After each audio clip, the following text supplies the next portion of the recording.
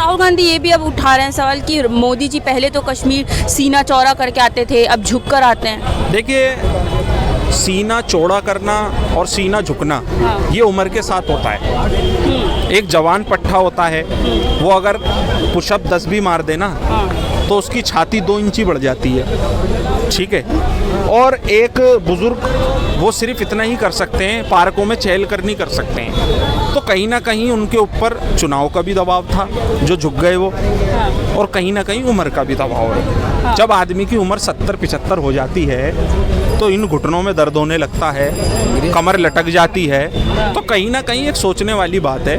और लेकिन माननीय प्रधानमंत्री जी की जो डाइट है वो बहुत मजबूत है। अच्छा। 18 घंटे काम करना, सुबह में योगा करना, मशरूम से नाश्ता करना, तो ये अपने अंदर एक बहुत बड़ी बात है। लगातार पूरी वर्ल्ड में उन्होंने दौरे किए, वहाँ से कहीं ना कहीं मेवाए भी वो लाए होंगे, जड़ी बूटियाँ, जिससे आदमी हट्टे में जवान नजर आए। और हमारे देश में तो एक से एक बाबा पड़ रहा है, ऐसे ऐसे बाबा हैं जो जंगलों में ही पड़े रहते हैं पूरा पूरा दिन। तो जो मोदी जी आप जो बता रहे हो कि झुक गए हैं, ऐसी कोई जड़ी बूटी तैयार करी जाए जिससे माननीय प्रधानमंत्री जी जो हैं वो तरोताज़ा हो जाएं, मैं ये कहना चाहता हूँ। अच्छा, अब तो उनके 56 इंच पे भी सवाल उठने लग गया है, कमज़ोर पड़ गया है उनका 56 इंच। देखिए, 56 इंच मैंने अभी आपको क्या बताया कि बांग्लादेश से भागकर भारत आई शेख हसीना, कि बांग्लादेश से भागकर भारत आई शेख हसीना। अरे मोदी जी, अब कब दिखाओगे 56 इंची का सीना? देखिए, सोचने वाली बात है। जो आप 56 इंची छीने की बात कर रहे हो, सीना 56 का हो या 62 का हो, देश को क्या फ़ायदा हो रहा है इससे? मैं पूछना ये चाहता हूँ भाई, गरीब आदमी को क्या फ़ायदा हो रहा है इस सीने से? क्या हमने सीने के ऊपर चुनाव लड़ा था? क्या हमने ये देखा था कि जिस आदमी का सीना ज़्यादा होगा उसे हम इस देश का प्रधानमंत्री बनाएंगे? नहीं। माननीय मोदी जी की जो लोक प्रतिक्रिया रही 2014 के बाद से, ना खाऊंगा ना खाने दूंगा और फिर भी शौचालय बनाने दूंगा, तो कहीं ना कहीं सोचने वाली बात है कि लगातार देश के अंदर जो पूंजीपतियों को बढ़ावा दिया जा रहा है। और माननीय प्रधानमंत्री जी ने लाल किले से भी कहा कि बेटी बचाओ बेटी पढ़ाओ। चलिए ठीक है, बेटी पढ़ गई, लेकिन वो पढ़ने के बाद बची कहाँ? जब उसका नीट क्लियर हो जाता है, वो घर में माता जी से कहती है नीट क्लियर हो गया, मेरी जॉब लग गई, और उस बेटी के साथ ऐसा दुष्कर्म होता है। ऐसे हैवान इस देश के अंदर कब तक घूमते रहेंगे? ऐसे दरिंदों के ऊपर कब कार्रवाई होगी? ये रहा संसद यहाँ से 10-12 किलोमीटर दूर। लगातार हर संसद के सत्र के अंदर नए नए बिल पेश करे जाते हैं। क्या इन सांसदों के घर में दी बेटियां नहीं है? बताइए, क्या इन लोगों की मानसिकता खत्म हो गई दी बेटी को लेकर? आज़ादी से लेकर आज तक इस देश के अंदर बेटियों ने भारत देश का गौरव बढ़ाने का काम करा है जी। चाहे रानी लक्ष्मीबाई जी की बात कर लो आप, इतनी लेडियां इस देश के अंदर आई। माननीय इंदिरा गांधी जी प्रधानमंत्री रहीं, वो भी एक लेडीज थी। मैं कहना ये चाहता हूँ कि जब जब लेडीज़ों के ऊपर अत्याचार होता है तो हमारी सरकारें सो क्यों जाती हैं? क्यों इन सभी नेताओं के एक ही ओपिनियन नहीं होते? भाई, बेटी के मामले पर तो एक हो जाओ, तुम रात दिन राजनीति करो। मैं कहता हूँ बेटी के मामले पर हर आदमी को, हर वक्त को, हर समाज के आदमी को एक होना चाहिए। ऐसे आदमियों को आप सजाए मौत का काम देने का काम करें। हम विदेशों से तुलना करते हैं, इजिप्ट के अंदर गोली मारी जाती है, सऊदी के अंदर गला कलम करा जाता है, चाइना के अंदर आरोप सिद्ध होते ही 2 घंटे के अंदर मार दिया जाता है, और भारत में यही साबित करने में 20 साल लग जाते हैं कि मैं बेगुनाह हूँ या अपराधी हूँ। तो ये सोचने वाली बात है कि अब सिस्टम को चेंज करना पड़ेगा। और मैं हर भारतीय से कहना चाहता हूँ आपके चैनल के माध्यम से कि अपनी बहन बेटी की सुरक्षाओं के लिए आप तैयार हो जाओ।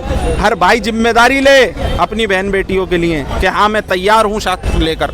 अब मोमबत्ती जलाने से काम नहीं होगा। जैसे चरखा चला के आज़ादी तो मिल गई, लेकिन ये मोमबत्ती चला के बेटियों को आज़ादी नहीं मिलेगी। जी जी जी जी। क्या कहना राहुल गांधी कश्मीर में जाके उन्होंने बोला कि हमने कॉन्फिडेंस तोड़ने का काम किया है मोदी जी का? मोदी जी का कॉन्फिडेंस उसी दिन टूट गया था जिस दिन राहुल गांधी ने भारत जोड़ो यात्रा शुरू की थी। अच्छा। उसी दिन वो घबरा गए थे। क्या कारण? कारण ये है कि उनको दिख गया ना मोदी जी को कि भारत की जनता सारा का सारा एक समय जो हम तोड़े थे 10 सालों में, उसको सबको समेट के ले आया राहुल गांधी ने। इससे मनोबल टूट गया।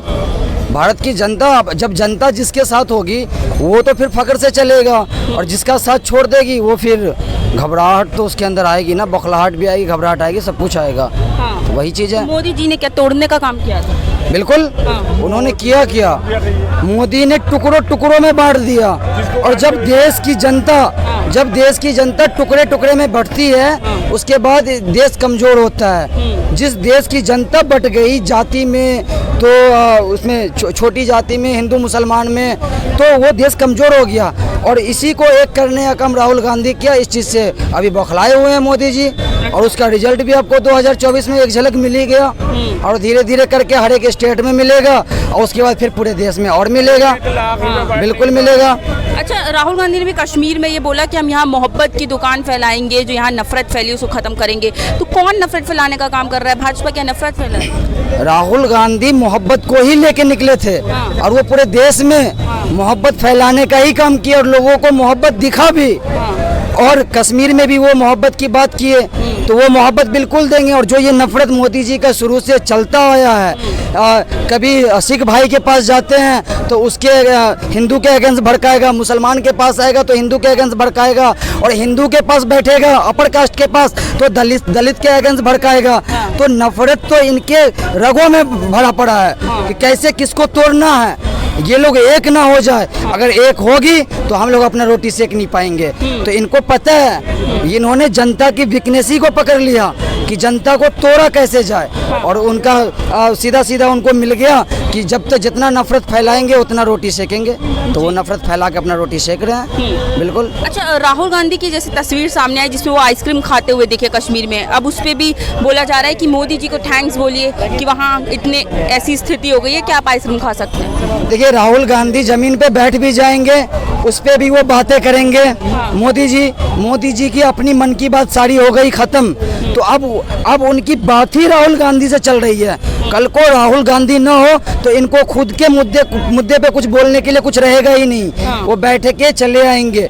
तो राहुल गांधी कुछ भी कर ले, राहुल गांधी किसी कूली के साथ बैठ जाए तो वो मुद्दा निकाल देते हैं। टी शर्ट पहन ले तो टी शर्ट का प्राइस क्या, वो निकालने में सब जुट जाते हैं। तो भाई साहब, आपका क्या पूरा मुद्दा राहुल गांधी से ही चल रहा है क्या? देश से नहीं चल रहा। राहुल गांधी की आप अगर इंसानियत देखोगे, राहुल गांधी किसके साथ है, तो आपको रिजल्ट ये दिखेगा कि जिस टाइम मोदी जी अंबानी के घर वो उनकी शादी को सेलिब्रेट कर रहे थे, उस समय राहुल गांधी मणिपुर की बेटियों के साथ खड़े थे।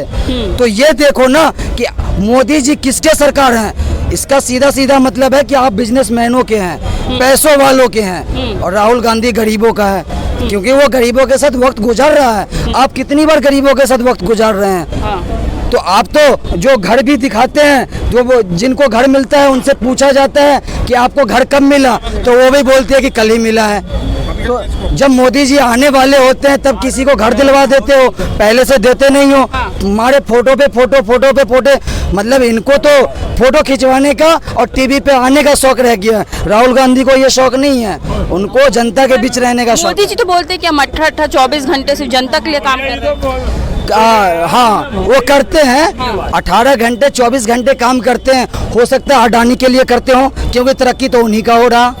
अगर हमारे लिए 18 घंटे 24 घंटे करते तो हमारी भी तरक्की होती। देश की जनता 80 करोड़ जनता गरीब नहीं रहती।